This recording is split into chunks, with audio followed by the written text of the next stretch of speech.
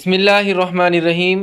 मुहर्रम की 10 तारीख़ यानी योम आशूरा, ये दिन बहुत ही बड़ा और फजीलत वाला है। योम आशूरा के दिन पेश आने वाली तारीख़ी वाक़यात। नंबर 1, हज़रत आदम अलैहिस्सलाम की तौबा योम आशूरा के दिन ही कबूल हुई थी। और 10 मुहर्रम के ही दिन हज़रत नूह अलैहिस्सलाम की कश्ती तूफ़ान से बचकर सलामती के साथ जूदी पहाड़ पर जाकर रुकी।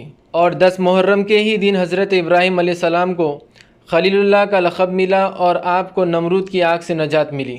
और 10 मुहर्रम के ही दिन हज़रत ईसा अलैहिस्सलाम को आसमानों पर उठाया गया। और 10 मुहर्रम के ही दिन बनी इसराइल के लिए दरिया फट गया और फ़िरऔन लश्कर समेत गर्क हो गया।